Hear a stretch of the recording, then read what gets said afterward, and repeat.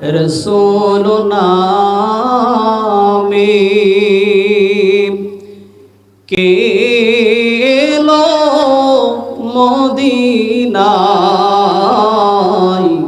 রসুল নামে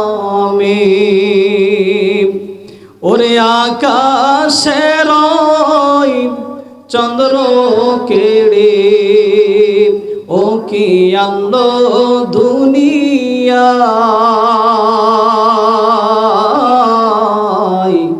রসুল নামে কে এলো মদিনায় রসুল নামে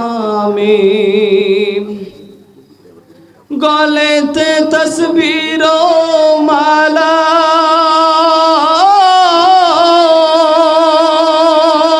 কে চলে ওই কামলিওয়ালা গো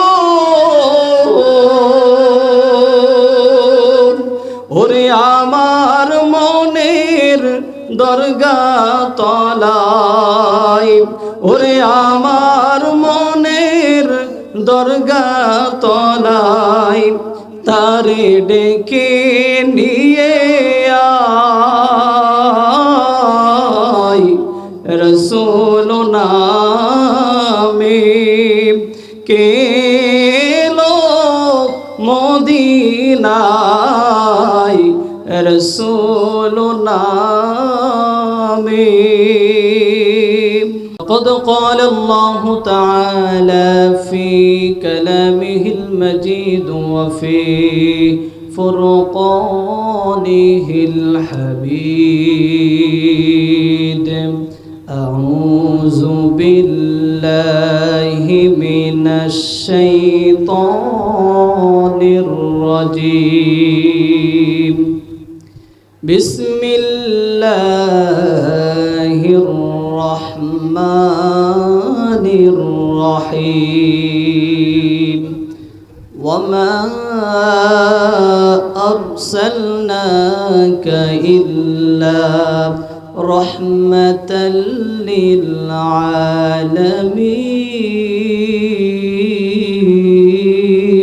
للعالمين وما أرسلناك إلا رحمة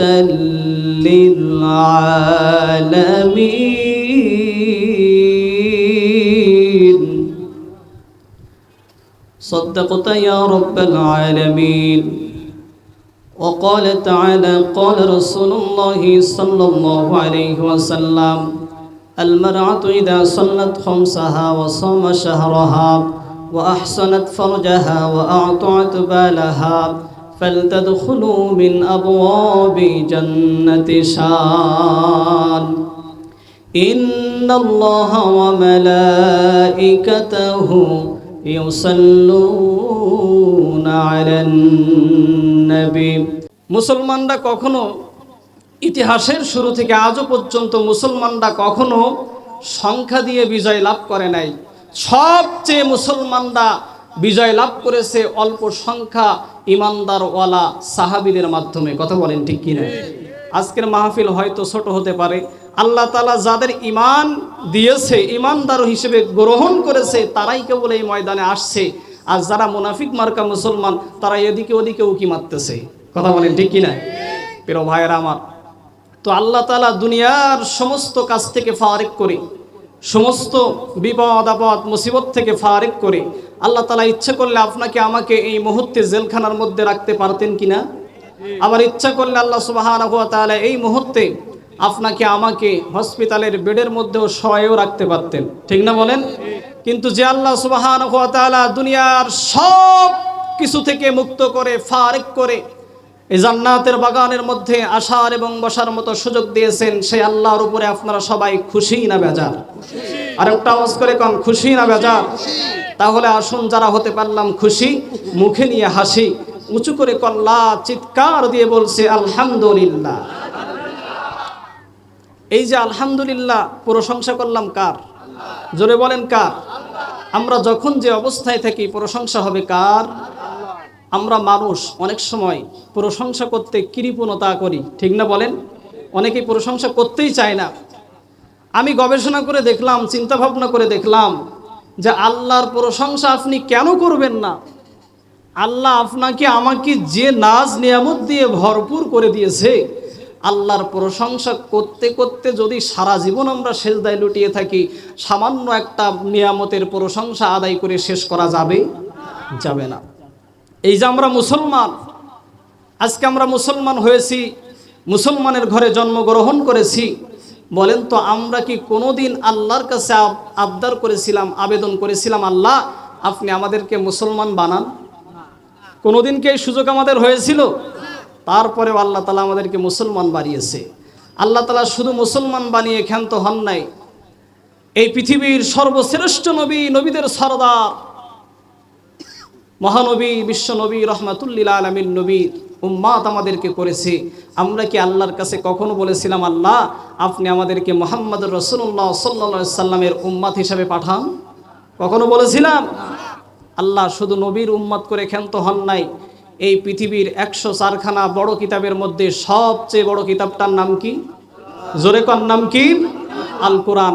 এই আল কোরআন আল্লাহ দুনিয়ার অন্য কোনো জাতি, অন্য কোনো সৃষ্টির উপরে না দিয়ে আমাদের উপরে নাজিল করেছে। আমরা কি কখনো আল্লাহকে বলেছিলাম, আল্লাহ আপনি আমাদের উপরে কোরআন নাজিল করেন? কথা বল। ওই ছোট্ট ছেলেটা বলতেছে, ওগো রহমাতাল লিল আলামিন নবী, আজকে ঈদের দিনে আমার মা নাই, বাবা নাই, একটা নতুন পোশাক কিনে দেওয়ার মতো কোনো সামর্থ্যবান ব্যক্তি আমাকে দেয়নি, সেই জন্য আমি এখানে বসে কাঁদতেছি। আল্লাহর নবীজি কেমন রহমতের নবী দেখেন। ওই ছোট্ট বালকটাকে আল্লাহর নবী হাত ধরে বাড়িতে নিয়ে গেছেন। বাড়িতে নিয়ে গিয়ে আম্মা জান আয়েশাকে বলতেছে, ওগো আয়েশা, এই যে ছোট্ট ছেলেটাকে তোমার কাছে নিয়ে আসছি, আজ থেকে এই ছোট্ট ছেলেটার মা হলে তুমি আয়েশা, আর এই ছোট্ট ছেলেটার পিতা হলাম আমি মুহাম্মদ। জোরে কোন সুবহানাল্লাহ। প্রিয় ভাইয়েরা আমার, আল্লাহর নবীজি তিনি তার বন্ধুর জন্য রহমত ছিল কিনা? কথা বলেন। আবার আল্লাহর নবীজি তিনি তার শত্রুর জন্য রহমত ছিল। এখন আমাদের যদি কোনো শত্রু থাকে, বলেন তো ওই শত্রুর ভালো কি আমরা কখনো কেউ চাই? জোরে বলেন, চাই?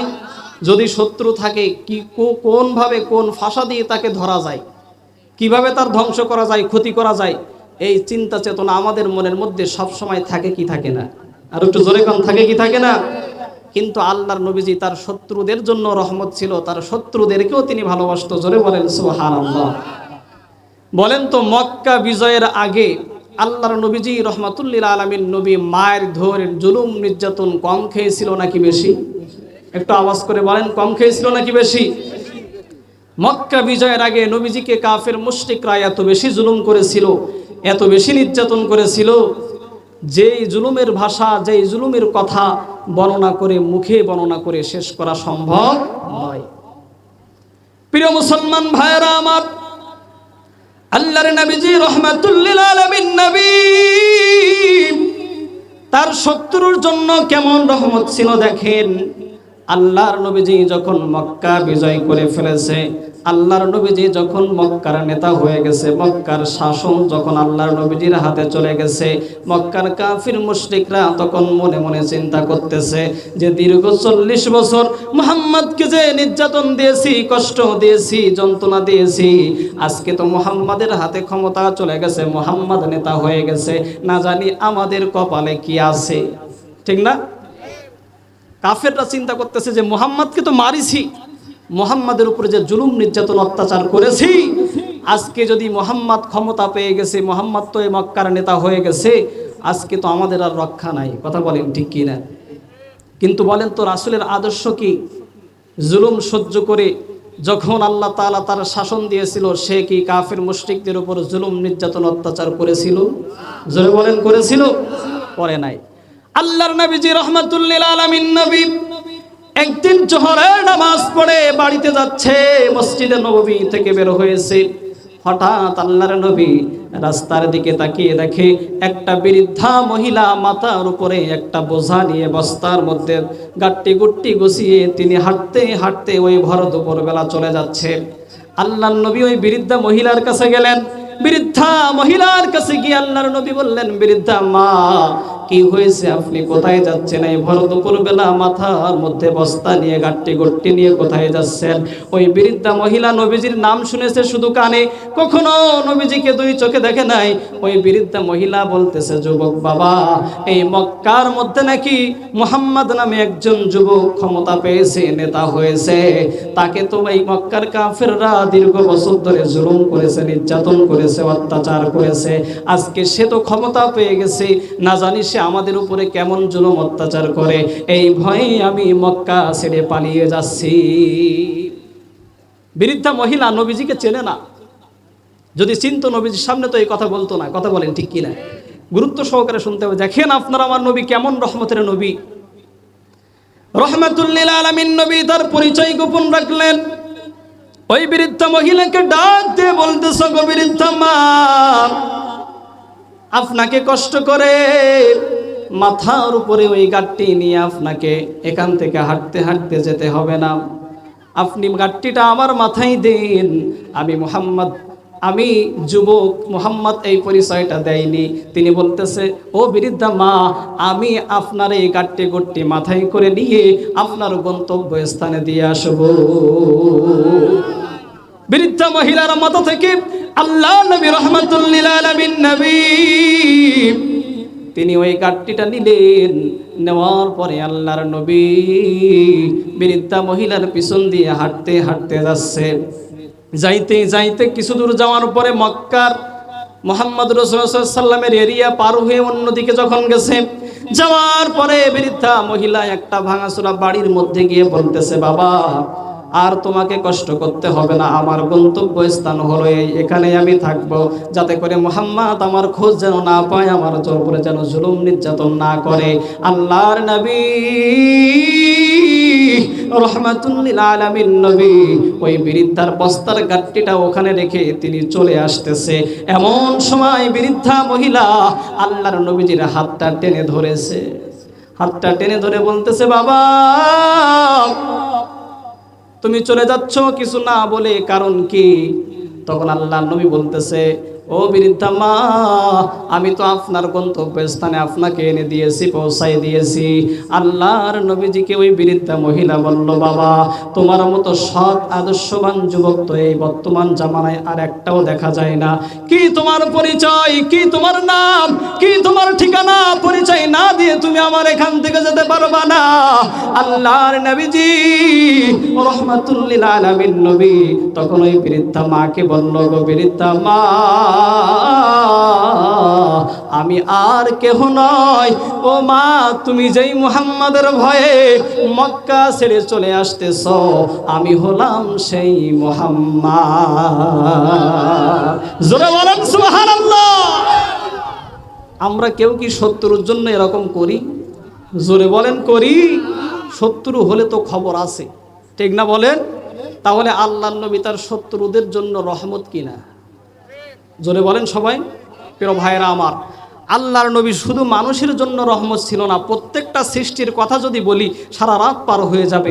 আল্লাহর নবী তিনি গাছের জন্য রহমত ছিল, পশুর জন্য রহমত ছিল, পাখির জন্য রহমত ছিল, সব সৃষ্টির জন্য, জিন জাতির জন্য, সমস্ত সকল সৃষ্টির জন্য আপনার আমার নবী হচ্ছে রহমাতুল লিল আলামিন নবী। জোরে বলেন সুবহানাল্লাহ। নবীজি পশু পাখির জন্য রহমত ছিল, এটা বিশ্বাস হয়? এই ঈমান আছে তো নাকি? আল্লাহর নবীজি একদিন সফরে বের হয়েছে একজন সাহাবীকে নিয়ে। ওই সাহাবী বর্ণনা করতেছে, আল্লাহর নবীজি রহমাতুল লিল আলামিন নবী সফরে যখন বের হয়েছে, হাঁটতে হাঁটতে যখন আমরা সামনের দিকে গেলাম, যাইতে যাইতে দেখি রাস্তার কিনারায় একটা গাছের গোড়ায় একটা উট বেঁধে রাখা হয়েছে। উটটার গায়ের হাড় গোড় বের হয়ে আছে, তেমন গোশত তার গায়ের মধ্যে নাই। উটটার পাশে যখন আল্লাহর নবীজি গেছে, সাথে সাথে ওই উটটা তার দড়ি টেড়ি ছিঁড়ে আল্লাহর নবীজির কাছে মাথাটা নইয়ে দিয়েছে। জোরে বলেন সুবহানাল্লাহ। মাথাটা নামায়ে দিয়ে বারবার মাথা ঘুরায় কি যেন আল্লাহ নবীজির কাছে বলে। ওই উটটা আবার উঠে দাঁড়িয়েছে। আল্লাহর নবী রহমাতুল লিল আলামিন নবীকে ওখান থেকে চলে যাওয়ার পরে সাহাবী বললেন, ইয়া রাসূলুল্লাহ, ইয়া হাবিবাল্লাহ, নবীজি গো, ওই উটটা মাথা নাড়িয়ে নাড়িয়ে আপনার কাছে কি বলেছে? আল্লাহর নবী রাহমাতুল লিল আলামিন নবী বলতেছে, ওই উটটার যে মালিক রয়েছে সে তাকে অধিক কষ্ট দেয়, খাওয়া দাওয়া ঠিক মতো দেয় না, শুধু তার ঘাড়ের উপর দিয়ে পানি বহায় নেয়, তার উপরে কাজ করে নেয়, তাকে খাইতে দেয় না। আল্লাহর নবীর কাছে ওই উট একটা পশু, সে আমার কাছে এই বিষয়ে নালিশ করেছে। জোরে বলেন সুবহানাল্লাহ। তখন সাথে সাথে আল্লাহর নবী ওই উটের মালিককে খুঁজে বের করলো। খুঁজে বের করার পরে ওই উটের মালিককে বলতেছে, ও উটের মালিক, আমি তোমার কাছে একটা জিনিস চাইবো, তবে ফাও নিব না। আমি তোমার কাছ থেকে উটটা ক্রয় করতে চাই।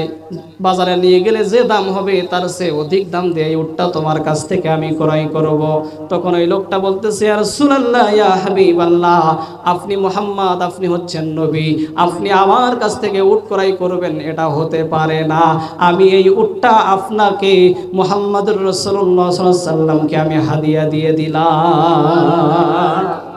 তখন আল্লাহর নবী বলতেছে, এই উটটা আমি তোমার কাছ থেকে হাদিয়া নিলাম, কোনো সমস্যা নাই, তবে এই উটটা আমি আবার তোমার কাছে ফিরিয়ে দেব যদি একটা সত্য তুমি মানতে পারো।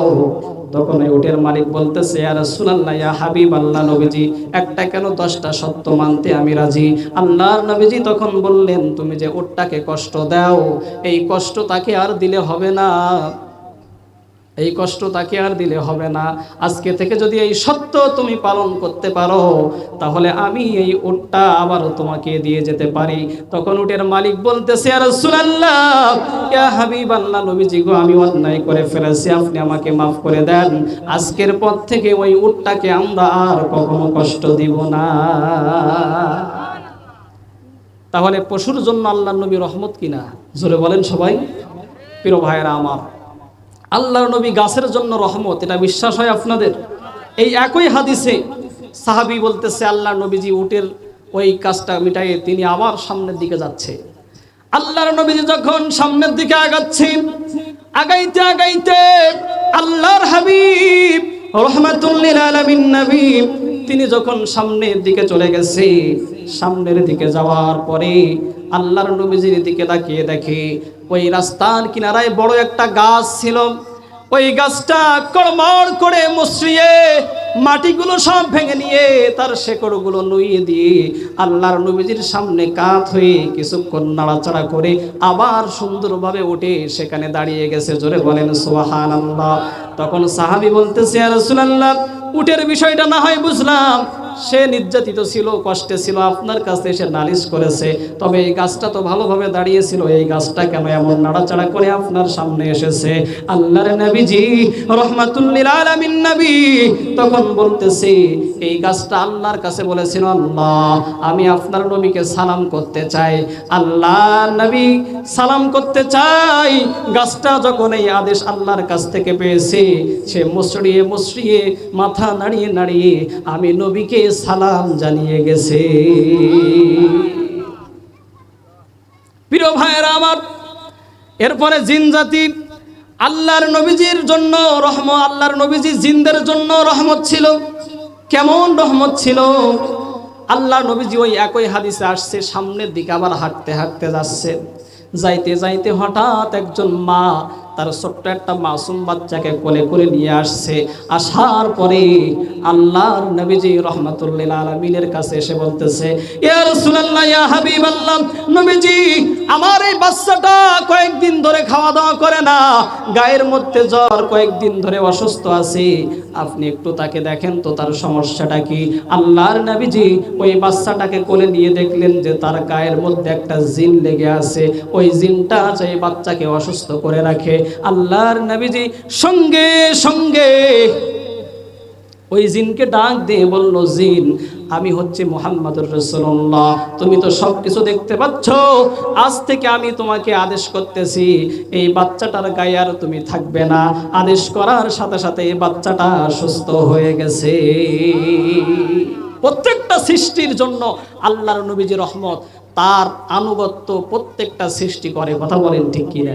প্রিয় ভাইয়েরা আমার, তাহলে যেই নবীকে আল্লাহ তাআলা এত রহমত করে এত মর্যাদা দিয়েছে, যেই নবীর শান মান দুনিয়ার সব কিছুর চেয়ে, আসমান জমিন চন্দ্র সূর্য গ্রহ নক্ষত্র, যেই নবীকে সৃষ্টি না করলে আল্লাহ তাআলা সৃষ্টি করতো না, সেই নবীজির উম্মত আমরা হতে পেরেছি। কথা বলেন ঠিক কিনা? প্রিয় ভাইয়েরা আমার, আজকে একটা হাদিস পড়লাম, আল্লাহর নবীজিকে আল্লাহ তাআলা এমন সম্মান দিয়েছে, এত মর্যাদাপূর্ণ করেছে যে কিয়ামতের ময়দানে, হাসরের ময়দানে চূড়ান্ত বিচার আচার হয়ে যাওয়ার পরে মানুষরা যখন পুলসিরাতের ময়দান পার হয়ে জান্নাতের দিকে যাবে, জান্নাতের দিকে গিয়ে দেখবে যে জান্নাতের দরওয়াজায় তালা লাগানো। তালা লাগানো থাকবে না? এই তালা লাগানো দেখে মানুষরা চিন্তা করবে যে চাবি কোথায়।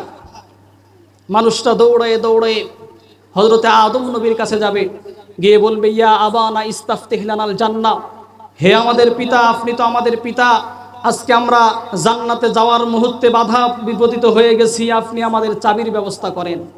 হযরতে আদম নবী বলবে, এই চাবি আমার কাছে নাই, এর চাবি দেওয়ার মতো ক্ষমতা আল্লাহ তাআলা আমাকে দেন নাই। এরপরে এক এক করে উম্মতরা সেদিন জান্নাতের তালা খোলার জন্য আদম নবীকে রেখে এবার ইব্রাহিম নবীর কাছে যাবে, ইসমাইল নবীর কাছে যাবে, সব নবীর কাছে গিয়ে সর্বশেষ হযরতে ঈসা আলাইহিস সালামের কাছে যাবে। যাওয়ার পরে হযরতে ঈসাকে বলবে, ওগো ঈসা রূহুল্লাহ, আমরা আজকে জান্নাতে ঢুকবো, জান্নাতে যাওয়ার চাবি আমাদের কাছে নাই, কি করতে পারি?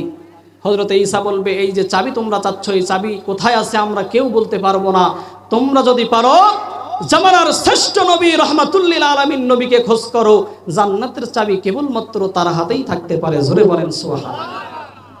মানুষরা দৌড়াইতে দৌড়াইতে আল্লাহর নবীজিকে খোঁজ করবে। খোঁজ করে যখন আল্লাহর নবীজিকে পাবে, আল্লাহর নবীজিকে পাওয়ার সাথে সাথে আল্লাহর নবীজির পিছু পিছু মানুষ সবাই ছুটতে লাগবে। আল্লাহর নবীজি হযরতে বেলাল রাদিয়াল্লাহু তাআলা আনহুকে নিয়ে একটা ঘোড়ার পিঠে সওয়ার হয়ে জান্নাতের দরওয়াজার পাশে যাবে। যাওয়ার সাথে সাথে জান্নাতের সরদার দারোয়ান, জান্নাতের দারোয়ান তিনি দাঁড়িয়ে থাকবেন, নাম তার হচ্ছে রেদওয়ান। ওই জান্নাতের ফেরেশতা, জান্নাতের দারওয়ান বলবে, ইয়া রাসূলুল্লাহ, ইয়া হাবিবাল্লাহ, নবীজি গো, আপনাকে স্বাগতম জানানোর জন্য আমি এখানে দাঁড়িয়ে আছি। তাহলে যেই নবীকে আল্লাহ এত বেশি সম্মান দিয়েছে, দাম দিয়েছে, মান দিয়েছে, যেই নবীজি সারা জীবন দুনিয়াতে উম্মতি উম্মতি করেছে, এই দুনিয়া থেকে চলে গেছে, তারপরেও রব্বি হাবলি উম্মতি উম্মতি বলে কাঁদতেছে। এরপরে কিয়ামতের ময়দানে যখন প্রত্যেকটা মানুষ হাহাকার করবে, যখন প্রত্যেকটা মানুষ কাঁদতে থাকবে, বাবা সন্তানকে চিনবে না, সন্তান বাবাকে চিনবে না, মা সন্তানকে চিনবে না, ওই কঠিন মুসিবতের দিনে মানুষরা আবার দৌড়াইতে দৌড়াইতে আদম নবীর কাছে যাবে। আবার দৌড়াইতে দৌড়াইতে আদম নবী বলবে, আমি পারবো না। নূহ নবীর কাছে যাবে, ইব্রাহিম নবীর কাছে যাবে, ঈসা নবীর কাছে যাবে। শেষ পর্যায়ে আপনার আমার নবী রাহমাতুল লিল আলামিন নবীর কাছে গিয়ে বলবে, ইয়া রাসূলুল্লাহ, ইয়া হাবিবাল্লাহ, আপনি আমাদের জন্য সুপারিশ করেন, শাফায়াত করেন। গিয়ে দেখবে আপনার আমার নবী রাহমাতুল লিল আলামিন নবী আল্লাহর আরশের নিচে সিজদায় পড়ে রব্বি হাবলি উম্মতি উম্মতি বলে কাঁদতেছে। জোরে বলেন সুবহানাল্লাহ।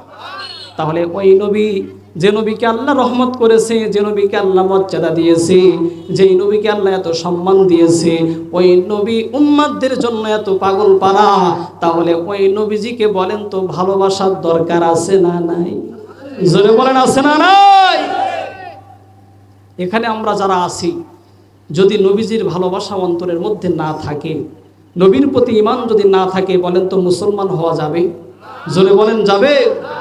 প্রিয় ভাইরা আমার, আল্লাহর নবীজির ভালোবাসা হচ্ছে ঈমানের মূল দাবি, ঠিক কি না? আপনি নামাজ পড়লেন, রোজা রাখলেন, তাহাজ্জুদ পড়লেন, সারা বছর হজ যাকাত সব, তোমাদের জান্নাতে যাওয়া কঠিন, কিন্তু মায়েদের জান্নাতে যাওয়া সহজ। জোরে বলেন সুবহানাল্লাহ। আল্লাহর নবীজি একদিন মসজিদে নববীর কিনারায় দাঁড়িয়ে আছে। হঠাৎ একজন মহিলা সাহাবা নবীজির দরবারে এসে বলতেছে, ইয়া রাসূলুল্লাহ, ইয়া হাবিবাল্লাহ, নবীজি, আমরা মহিলা মানুষ, সারাদিন বাড়িতে থাকি, ঘর ঝাড়ু দেই, রান্না বান্না করি, আর কোনো কাজ নাই, আমাদের কোনো দাম নাই, কোনো সম্মান নাই। আল্লাহর নবীজি ওই মহিলাকে ডাক দিয়ে বলতেছ, গো মা, তুমি যখন তোমার বাড়ির ঘর ঝাড়ু দাও, উঠান ঝাড়ু দাও, তখন যদি আমি নবীর উপরে দরুদ পাঠ করতে পারো আর আল্লাহ নামের জিকির করতে পারো, খানায় কাবা ঝাড়ু দিলে যেই সওয়াব হয়, আমার আল্লাহ তোমার আমল নামায় সেই সওয়াব দান করে দেবে।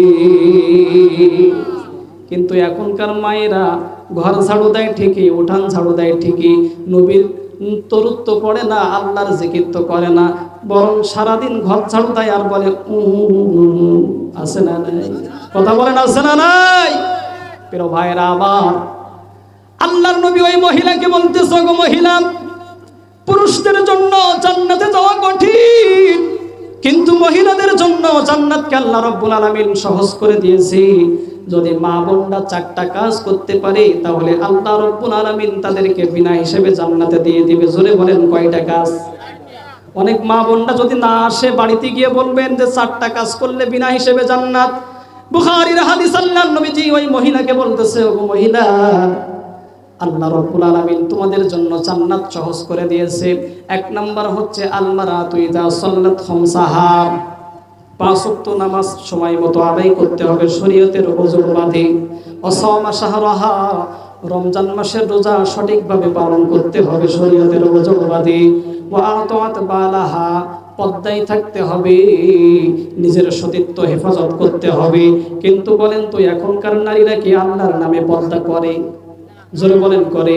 বরং পর্দার ওয়াজ করলে হাসে আধুনিকা নারী, এই মৌলবীদের ওয়াজ মেনে কেমনে চলতে পারি? আমার সাদের রূপ যৌবন হবে মূল্যহীন, এক নিমিষে হাজার প্রেমিক হবে যে বিলীন। কথা বলেন ঠিক কিনা? আইভরি আর লিপস্টিক মাখে যত বাহার, ডাস্টবিনে সব ফেলতে হবে, সময় নাই যে আর। কথা বলেন ঠিক কিনা? এসব কিছু করে হচ্ছে একটা উপকার, ধর্ষণ আর নির্যাতন নারীরা প্রতিনিয়ত পাচ্ছে উপহার। কথা বলেন ঠিক কিনা? প্রিয় মা বোনেরা আমার, আপনাদেরকে আল্লাহর নবী বলেছে শুধুমাত্র 4টা কাজ। প্রথম নম্বরে নামাজ, দ্বিতীয় নম্বরে রোজা, তৃতীয় নম্বরে হচ্ছে পর্দা, চতুর্থ নম্বরে হচ্ছে ওয়া আতাত বালাহা ফালতাদখুলু মিন আবওয়াবি জান্নাতি শান। যদি স্বামীর খেদমত করতে পারে, ফালতাদখুলু মিন আবওয়াবি জান্নাতি শান, ওই নারী মরতে দেরি হবে কিন্তু আল্লাহর জান্নাত পাইতে দেরি হবে না। কিন্তু মা বোনেরা স্বামীর খেদমত তো করে না, বরং কথাই কাজে স্বামীর কষ্ট বলেন তো দেয় কি দেয় না?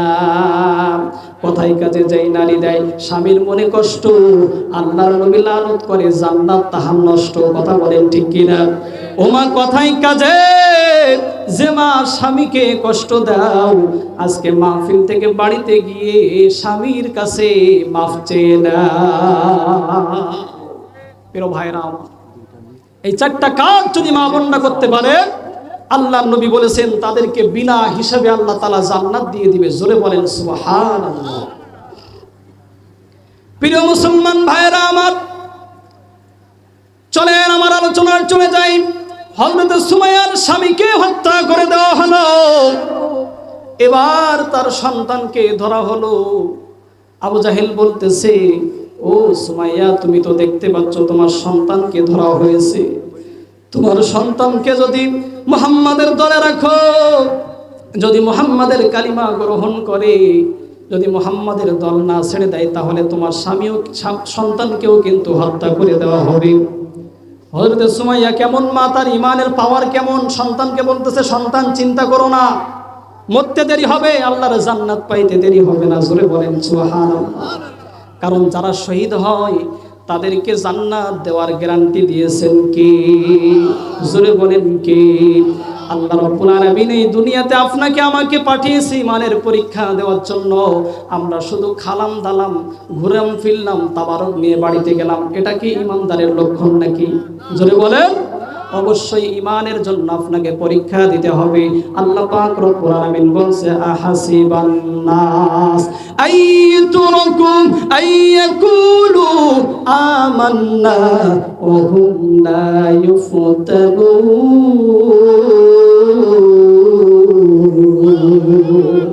আল্লাহ রাব্বুল আলামিন বলছে, বান্দা, আহাসিবান নাস, তোমরা কি মনে করেছো এমনি এমনি জান্নাতে যাবা না না না, আমানু ঈমান আনলেই জান্নাত হবে না। আইয়ুতরাকু আইয়াকুলু আমান্না, অবশ্যই অবশ্যই ঈমানের পরীক্ষায় উত্তীর্ণ হতে হবে। আমান্না ওয়া হুম লা ইফতানুন, আর ঈমানের পরীক্ষায় যদি উত্তীর্ণ হতে পারো আমি আল্লাহ তোমাদেরকে বিনা হিসাবে জান্নাতে দিয়ে দেব। প্রিয় মুসলমান ভাইয়েরা আমার, হযরত সুমাইয়া রাদিয়াল্লাহু তাআলা আনহা তার সন্তানকে ডাক দিয়ে বলল, ও আমার কলিজার টুকরা সন্তান, ভয় পেও না, মনে কষ্ট নিও না, আল্লাহর নবীজির ভালোবাসায় শহীদ হয়ে যাবে, কোনো টেনশন করো না। হাসতে হাসতে হযরতে সুমাইয়ার ছেলে হযরতে আম্মার আবু জাহিলকে বলল, আবু জাহিল, আমার জীবন যদি নিয়ে নাও তারপরে জীবন দিয়ে দেব, কিন্তু নবীজির ঈমান আমি ছাড়ব না। হযরতে সুমাইয়ার ছেলে আম্মারকে ধরা হলো। আবু জাহিল বলল, চাবুক নিয়ে আসো। চাবুক নিয়ে আসা হলো। তার সাঙ্গপাঙ্গদের দিয়ে হযরতে আম্মারের শরীরে চাবুক দিয়ে নিক্ষেপ করতে করতে মারতে মারতে তাকে দুনিয়ার জমিন থেকে বিদায় করা হলো। জোরে বলেন নাউজুবিল্লাহ। এরপরে বাকি আছে হযরতে সুমাইয়া, যিনি ইসলামের মহিলাদের মধ্যে সর্বপ্রথম যিনি শহীদ হয়েছিল। জোরে বলেন সুবহানাল্লাহ। প্রিয় ভাজেরিন, আপনারা কি মনে করতেছেন যে তারা শহীদ হয়ে গেছে, তারা মনে হয় ক্ষতিগ্রস্ত হয়ে গেছে নাকি? শহীদ হয়েছে, বরঞ্চ তারা বিনা হিসাবে আল্লাহর জান্নাত পেয়েছে। জোরে বলেন ঠিক কি না? হযরত সুমাইয়া বাকি আছে। আবু জাহেল ডাক দিয়ে বলতেছে, ও সুমাইয়া, তুমি কি দেখেছো? তোমার স্বামীকে বিদায় করেছি, তোমার ছেলেকে বিদায় করেছি, এবার তোমাকে ধরা হবে, তোমার কিন্তু এবার শাহাদাত বরণ করা হবে, শহীদ করা হবে, হত্যা করা হবে। হযরতে সুমাইয়া বলতেছে, আবু জাহেল, আমার সন্তানকে মেরেছো, আমার স্বামীকে মেরেছো, আমার কোনো দুঃখ নাই, আমাকেও যদি দুনিয়া ছাড়তে হয় আমি রাজি আছি, তারপরেও নবীজির কালিমা ছাড়তে পারবো না। আবু জাহেল এবার হযরতে সুমাইয়াকে বলতেছে, গো সুমাইয়া শোনো, ও সুমাইয়া, তোমাকে আমি মারবো তো মারবো, তবে তোমাকে আমি একটা বাম্পার অফার দিতে চাই। জোরে বলেন নাউজুবিল্লাহ। আবু জাহেল দেখেন ঈমানের পরীক্ষা সাহাবীদেরকে কেমন ভাবে নিয়েছিল কাফের মুশরিকরা। আবু জাহেল বলতেছে, ও গো সুমাইয়া, তোমাকে আমি একটা পরীক্ষা করতে চাই। মানে ও কত বড় শয়তান। সুমাইয়া রাদিয়াল্লাহু তাআলা আনহার ঈমানের পরীক্ষা নিচ্ছে। বলতেছে, সুমাইয়া, তোমাকে যে এখানে বেঁধে রাখছি, তুমি যদি মনে মনে একবার বলতে পারো তোমার জায়গায় এই দড়ি দিয়ে মুহাম্মদকে বাঁধতে দাও, তাহলে এটা যদি মনে মনে স্বীকার করতে পারো তাহলে আমি তোমাকে মাফ করে দিব। জোরে বলেন নাউজুবিল্লাহ। হযরত সুমাইয়া রাদিয়াল্লাহু তাআলা আনহা, তার ঈমানের কি পাওয়া, সে সঙ্গে সঙ্গে তার মুখে যত থুতু ছিল সব এক জায়গায় করে আবু জাহেলের মুখে নিক্ষেপ করেছে। জোরে বলেন সুবহানাল্লাহ। বলতেছে, গো আবু জাহেল, আমি সুমাইয়াকে একবার নয়, দুইবার নয়, শতবার নয়, হাজারবার যদি শহীদ করে দেওয়া হয় আমি মরতে রাজি আছি, কিন্তু নবী মুহাম্মদুর রাসূলুল্লাহর ভালোবাসা আমি ছাড়তে পারবো না। মুহাম্মদ আমার দু চোখ জুড়ে আমার মনেতে, তৃষিত মন খোঁজে তোমায়, তোমার ছোঁয়া পেতে, তোমার ছোঁয়া পেতে। জোরে বলা যাবে কি সুবহানাল্লাহ? হযরতে সুমাইয়া যখন এই কথা বলল, আবু জাহেলের মাথা তো গরম হয়ে গেছে, চোখগুলো রক্তে রঞ্জিত হয়ে গেছে, লাল হয়ে গেছে। আবু জাহেল তার সাঙ্গপাঙ্গদেরকে ডাক দিয়ে বলতেছে, যাও যাও, এখনই বল্লভ নিয়ে আসো, চাকু নিয়ে আসো। বল্লভ নিয়ে আসা হলো। হযরতে সুমাইয়া রাদিয়াল্লাহু তাআলা আনহাকে উলঙ্গ করে তার লজ্জা স্থানে খচিয়ে খচিয়ে তার জীবনটা দুনিয়ার জমিন থেকে বের করে দেওয়া হলো, শহীদ করে দেওয়া হলো।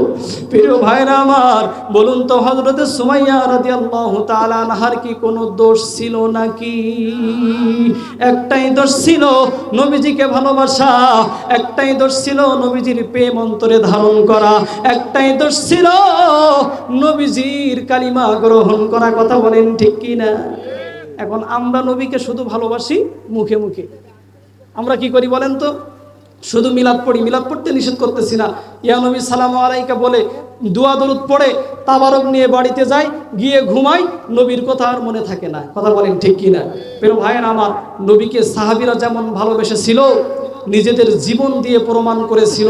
বলেন তো, আমরা যদি আশিকে রাসূল দাবি করি, তাহলে ওই নবীকে নিজের জীবনের চেয়ে বেশি ভালোবাসার দরকার আছে না নাই? যদি নবীজিকে ভালোবাসতে গিয়ে নিজের জীবনকে খালিদ বিন ওয়ালিদের মতো ঝরাতে হয়, যদি নবীজিকে ভালোবাসতে গিয়ে সুমাইয়ার মতো শহীদ হতে হয়, ইয়াসিরের মতো শহীদ হতে হয়, আম্মার রাদিয়াল্লাহু তাআলা আনহুর মতো শহীদ হতে হয়, রক্ত দিতে হয়, নবীজির ভালোবাসায় জীবন দিতে রাজি আছে মুসলমান কারা কারা? দুহাত তুলে একটু আল্লাহকে দেখিয়ে দাও। আল্লাহ পাক আমাদের কবুল করুন, জোরে বলেন আল্লাহুম্মা আমিন। প্রিয় ভাইয়েরা আমার, নবীজিকে শুধু শুধু মুখে মুখে ভালোবাসলে চলবে? কথা বলেন, চলবে? নবীজিকে ভালোবাসতে হবে নিজের পিতা মাতা, অর্থ সম্পদ, সন্তান সন্ততি সব কিছুর চেয়ে বেশি। এমনকি আপনার যে জীবনটা আল্লাহ দিয়েছে, এই জীবনের চেয়েও বেশি নবীজিকে ভালোবাসার দরকার আছে না নাই? নবীজির প্রত্যেকটা সাহাবী নবীজিকে জীবনের চেয়ে বেশি ভালোবাসতো। একটা ঘটনা বললে বুঝতে পারবেন, শুধু নবীজিকে পুরুষ সাহাবীরা ভালোবাসছে এমনটা নয়, প্রত্যেকটা নবী সাহাবারা আল্লাহর নবীজিকে তাদের নিজের জীবনের চেয়ে, স্বামীর চেয়ে, সন্তানের চেয়ে, অর্থের চেয়ে, টাকার চেয়ে, পয়সার চেয়ে, সব কিছুর চেয়ে নবীজি রাহমাতুল লিল আলামিন নবীকে বেশি ভালোবাসতো। জোরে বলেন সুবহানাল্লাহ। বদরের যুদ্ধ যেদিন কায়েম হয়েছিল, এই বদরের যুদ্ধ বলেন তো কঠিন ছিল নাকি সহজ ছিল? জোরে বলেন। এই বদরের ময়দানে মুসলমানদের সংখ্যা ছিল মাত্র 313 জন। কয়শো জন? মাত্র 313 জন। আর কাফিরদের সংখ্যা ছিল হাজার হাজার। বদরের যুদ্ধ যখন হচ্ছে, হঠাৎ যুদ্ধের মধ্যে মক্কার অলিতে গলিতে ছড়িয়ে দেওয়া হয়েছে যে বদরের ময়দানে মুহাম্মদুর রাসূলুল্লাহ শহীদ হয়ে গেছে, তিনি আর দুনিয়াতে নাই। জোরে বলেন নাউজুবিল্লাহ। একদল কাফির মুশরিকরা এই গুজব মক্কার অলিতে গলিতে ছড়িয়ে দিয়েছে। এই গুজব যখন মক্কার অলিতে গলিতে ছড়িয়ে পড়েছে, একজন মহিলা সাহাবী, তার কানের মধ্যে এই আওয়াজটা যখন গেছে যে মুহাম্মদ আর দুনিয়াতে নাই, মুহাম্মদুর রাসূলুল্লাহ শহীদ হয়ে গেছে, ওই মহিলা সাহাবা বলতেছে, না না, আমি এটা বিশ্বাস করি না। আমার নবীজিকে নিজে চোখে না দেখা পর্যন্ত আমি এটা কখনো বিশ্বাস করতে পারবো না। ওই মহিলা বদরের ময়দানের দিকে দৌড়াচ্ছে। দেখেন নবীর প্রতি কেমন ঈমান, নবীকে কেমন ভালোবাসছে তারা। ওই মহিলা বদরের ময়দানের দিকে যাচ্ছে। হঠাৎ বদরের ময়দানের দিকে যখন যাচ্ছে, রাস্তার মধ্যে একজন সাহাবীর সাথে দেখা। সাহাবীকে বলতেছে, ভাই আপনি কি দেখেছেন আমার নবীজি কোথায়? আমার নবীজি নাকি শহীদ হয়ে গেছে। ওই সাহাবী বলতেছে, আমার বোন, না না, আমি তো নবীজিকে দেখি নাই, নবীজির খবর বলতে পারবো না। তবে আমি দেখেছি বদরের ময়দানে তোমার স্বামী শহীদ হয়ে গেছে, তার লাশটা বদরের ময়দানে পড়ে আছে। ওই মহিলার অন্তরে স্বামীর জন্য ব্যথা নাই, কারণ অন্তরের মধ্যে ব্যথা কার জন্য? নবীর জন্য। ওই মহিলা কাঁদতে কাঁদতে আবার বদরের ময়দানের দিকে যাচ্ছে। যাইতে যাইতে একজন সাহাবীর সাথে আবার দেখা।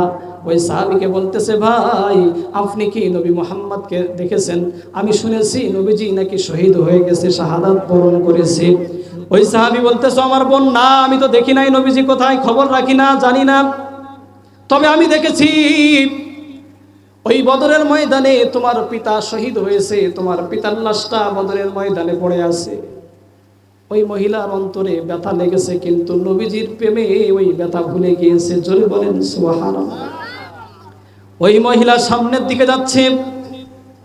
সামনের দিকে যাইতে যাইতে আবার একজন সাহাবীর সাথে দেখা।